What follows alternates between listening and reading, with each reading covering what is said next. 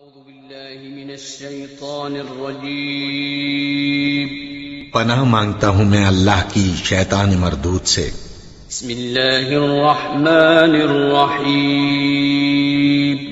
شروع اللہ کا نام لے کر جو بڑا مہربان نہایت رحم والا ہے۔ اعوذ باللہ من الشیطان الرجیم، بسم اللہ الرحمن الرحیم۔ الذين يأكلون الربا لا يقومون إلا كما يقوم الذي يتخبطه الشيطان من المس، ذلك بأنهم قالوا إنما البيع مثل الربا وأحل الله البيع وحرم الربا، فمن جاءه موعظة من ربه فانتهى فله ما سلف وأمره إلى الله ومن عاد فأولئك أصحاب النار هم فيها خالدون۔ يمحق الله الربا ويربي الصدقات والله لا يحب كل كفار أثيم۔ إن الذين آمنوا وعملوا الصالحات وأقاموا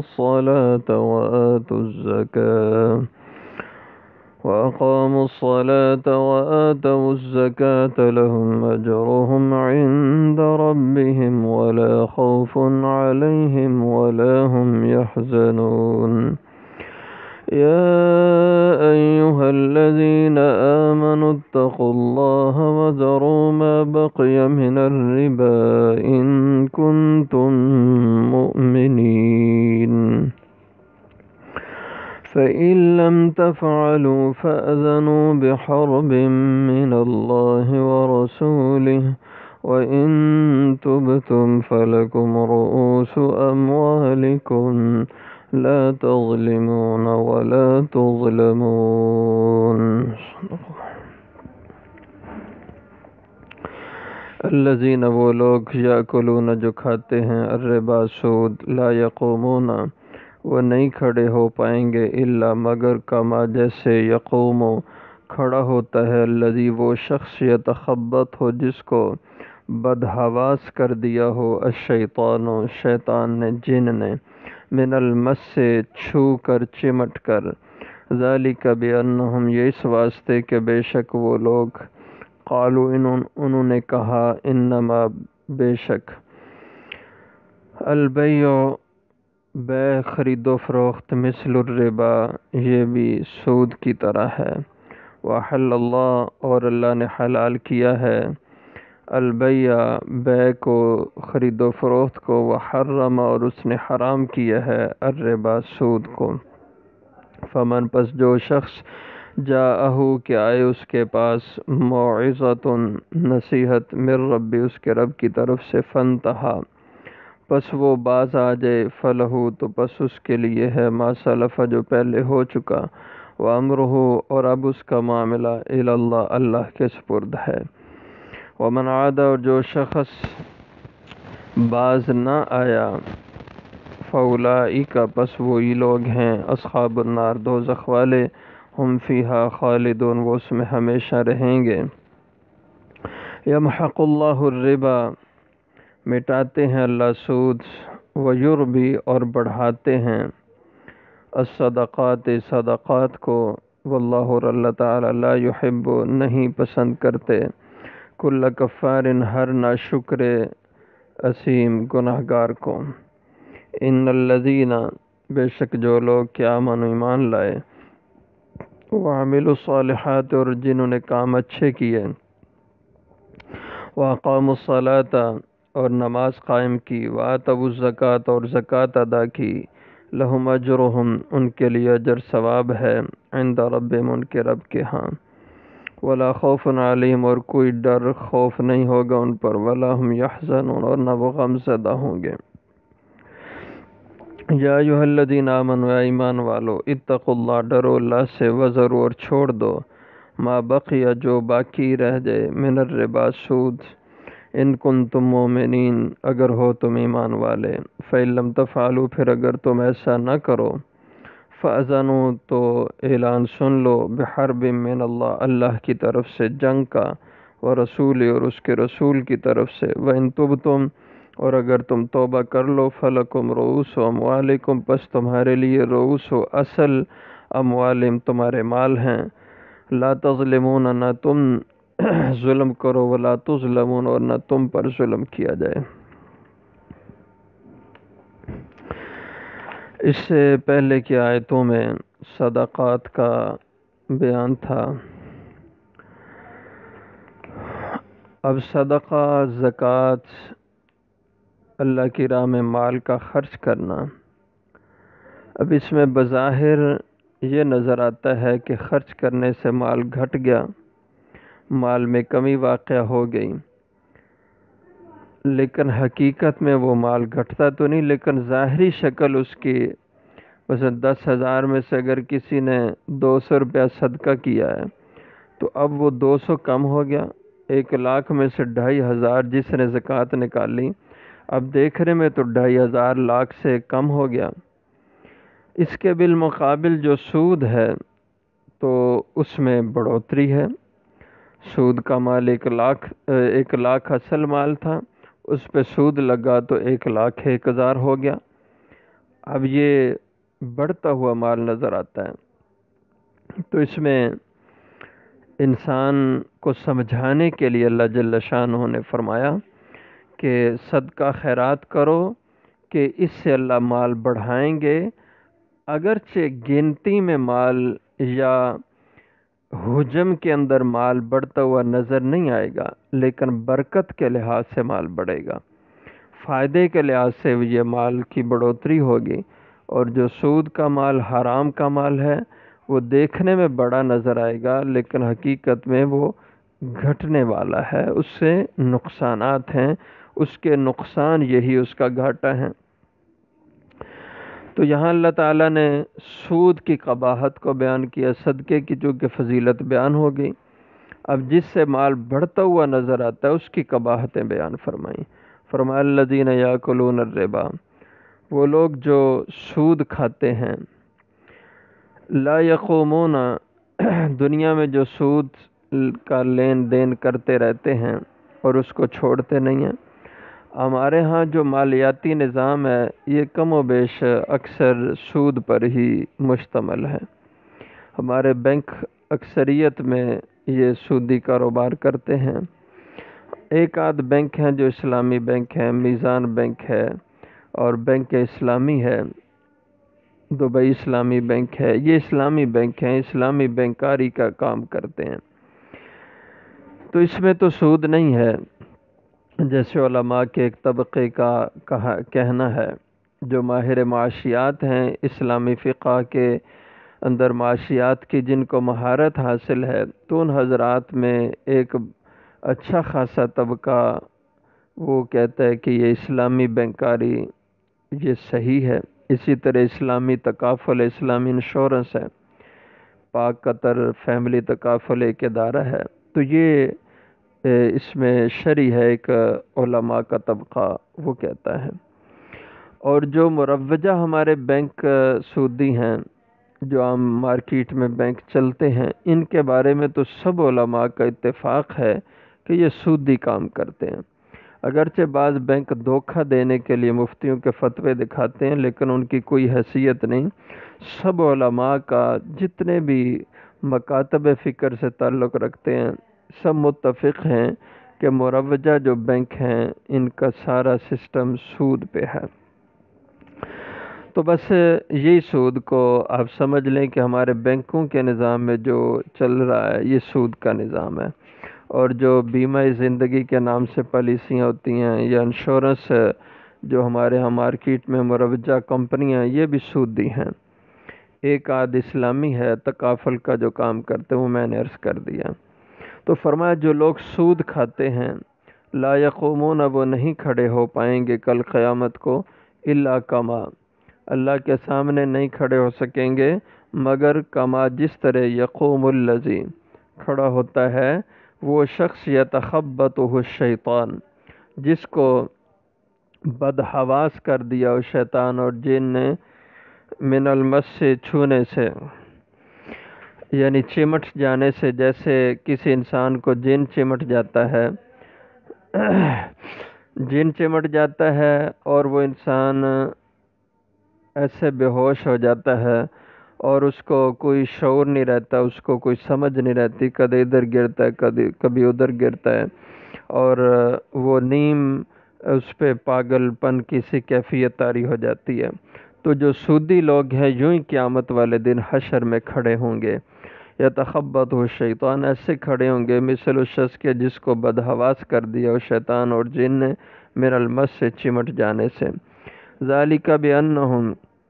یہ اس واسطے ہوگا کہ بے شک یہ لوگ ایسے تھے، قالو جو دنیا میں کہتے تھے، انما البیع مثل الربا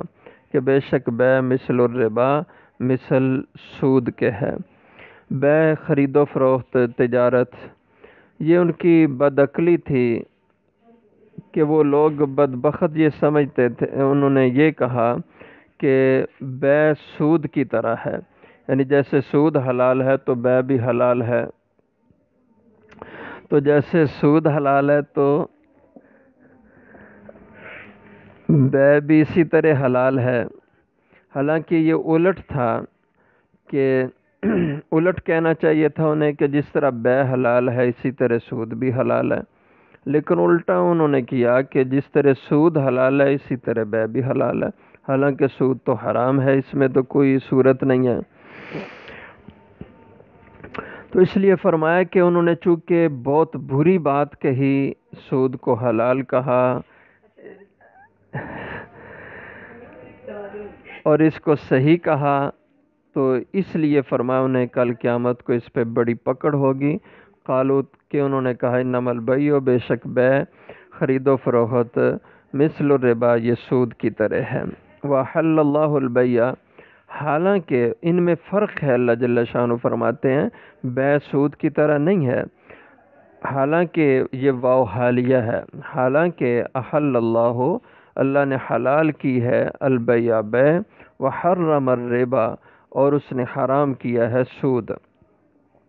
کہ سود تو حرام ہے، اس پر بیع کو قیاس کیا ہی نہیں جا سکتا، بیع تو اصل میں جائز ہے تجارت، اور سود اصل میں حرام اور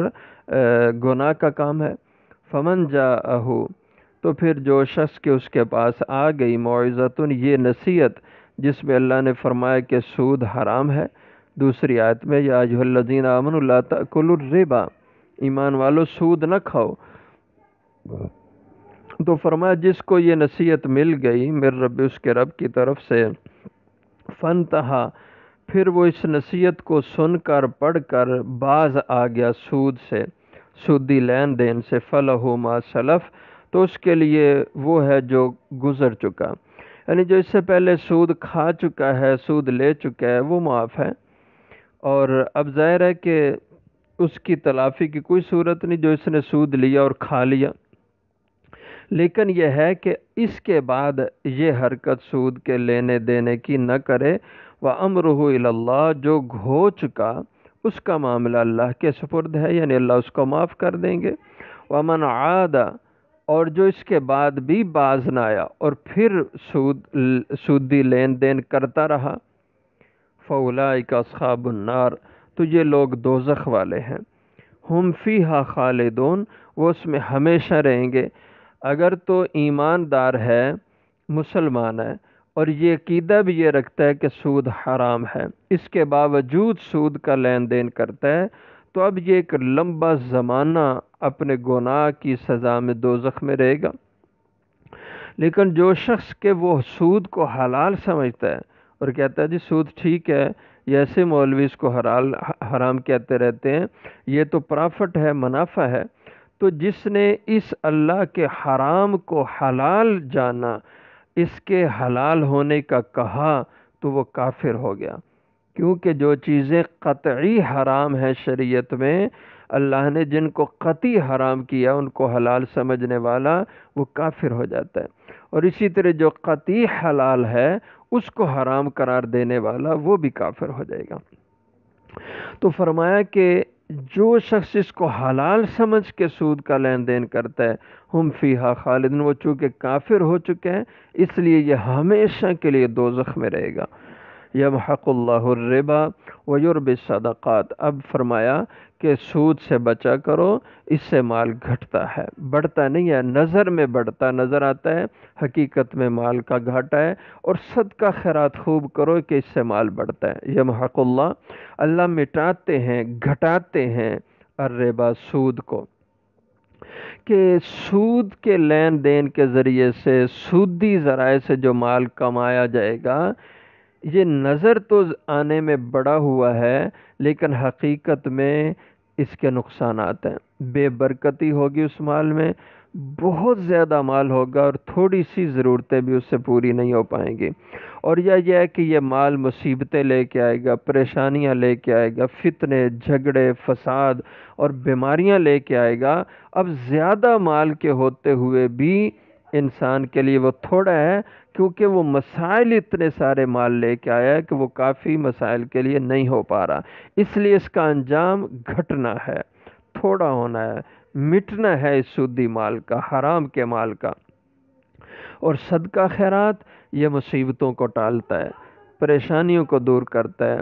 مشکلیں آسان کرتا ہے، بیماریوں سے شفا دیتا ہے صدقہ۔ تو اس لحاظ سے مال گھٹتا نظر آتا ہے، لیکن یہ مال بابرکت ہوتا ہے کہ بیماریاں نہیں ہوں گی، پیسے کی بچت ہوگی، مصیبتیں، پریشانیاں، مسائل نہیں بنیں گے، پیسے کی بچت ہو، یہی اس مال کی، پاک مال کی برکت ہے۔ واللہ لا یحب، اور اللہ نہیں پسند کرتے کل کفار، ہر ناشکر اسیم گناہگار کو، کہ جو اللہ کے حکم نہیں مانتا یہ اس کی ناشکری کر رہا ہے اور گناہ پہ ڈھٹائی سے چل رہا ہے۔ ان الذین آمنوا وعملوا الصالحات، اس کے بالمقابل بے شک وہ لوگ جو ایمان لائے اور انہوں نے کام اچھے کیے، واقاموا الصلاۃ، اور نمازوں کی پابندی کی، وآتوا الزکوٰۃ، اور زکوٰۃ کی ادائیگی کا اہتمام کیا، لہم اجرہم عند ربہم، یعنی احکام دین کے پابند رہے اور اللہ کے حکموں کی تعمیل کرتے رہے، تو ان کے لیے آخرت میں اجر اور ثواب ہوگا ان کے رب کے پاس، یعنی اس کا بہت سا اجر اللہ ان کے ہاں ان کے لیے محفوظ رکھیں گے۔ اور جو کچھ بھی دنیا میں خرچ کریں گے یہ ان کا آخرت کے خزانے میں، آخرت کے اکاؤنٹ میں جمع ہو رہا ہے۔ ولا خوف علیہم، اور انہیں کوئی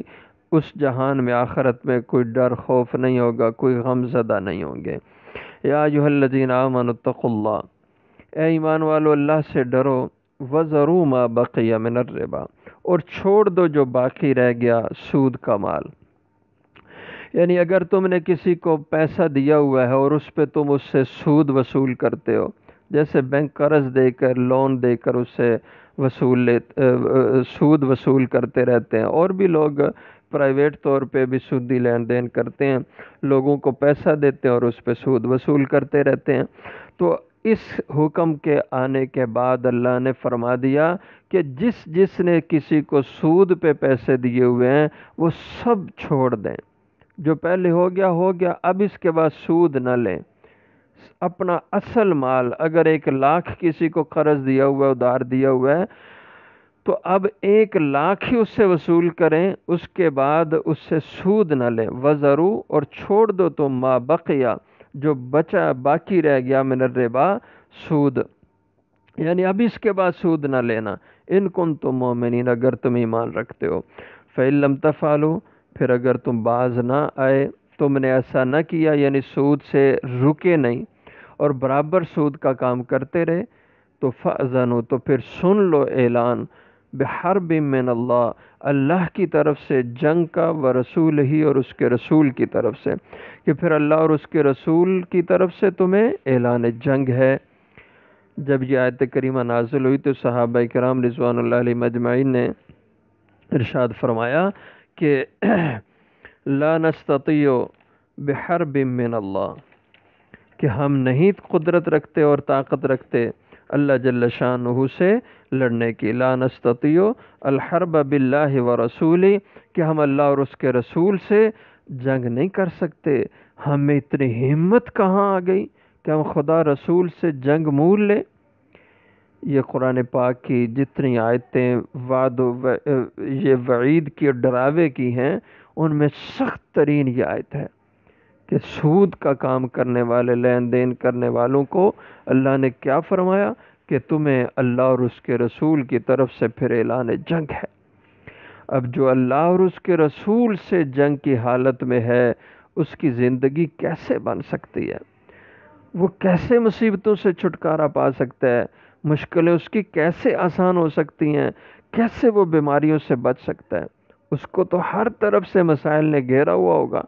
جس نے خدا سے جنگ مول لی ہوئی ہے۔ اور اللہ جل شانہ نے قرآن پاک میں اعلان فرمایا، من عارض عن ذکری فإن له معیشۃ ضنکا، جو میرے دین سے روگردانی کرے گا میں اس کی زندگی کو تنگ کر کے رکھ دوں گا، پریشان کر دوں گا اس کی زندگی کو۔ آج جو زندگی کی مشکلات، پریشانیاں، معاشرے میں جن پریشانیوں نے معاشرے کو جکڑا ہوا ہے، یہ سب بے دینی کا نتیجہ ہے، گناہوں کا نتیجہ ہے، اللہ کی بغاوت کا نتیجہ ہے، اور سود کے کاروبار، لین دین کا نتیجہ ہے۔ تو فرمایا کہ تمہیں اعلان جنگ ہے اگر باز نہ ہو اللہ اور اس کے رسول کی طرف سے، وَإِن تُبْتُمْ، اور اگر تم توبہ کر لو سود سے باز آ جو، فَلَكُمْ رُءُوسُ أَمْوَالِكُمْ، تو تمہارے لیے تمہارے اصل مال ہے۔ 1,00,000 قرض دیا تھا تو 1,00,000 ہی واپس لینا ہے، اس سے اوپر اضافی سود وہ واپس نہیں لینا، اصل مال لینا ہے۔ لا تظلمون، نہ تم کسی پر ظلم کرو، زیادتی کرو، ولا تظلمون، اور نہ تم پہ کوئی ظلم اور زیادتی کی جائے۔ تو یہ اسلام کا نظام عادلانہ نظام ہے، نہ اسلام کسی پر ظلم کرنے کی اجازت دیتا ہے، اور نہ ہی اسلام یہ ہدایت دیتا ہے کہ تم کسی کی طرف سے ظلم کو سہلو اور برابر مظلوم بنتے رہو۔ تو اس لیے فرمایا نہ تم کسی پہ ظلم کرو، نہ تم پہ ظلم کیا جائے۔ ذرا جب ہر شخص ظلم کرنے سے رکے گا تو پھر ظلم ختم ہو جائے، کوئی بھی مظلوم نہیں رہے گا۔ یہ فلسفہ ہے کہ ظلم سے رک جاؤ سب لوگ، تو ظلم معاشرے سے مٹ جائے گا، کوئی مظلوم نظر نہیں آئے گا۔ تو نہ تم کسی پہ ظلم کرو، نہ تم پہ کوئی ظلم کیا جائے۔ وآخر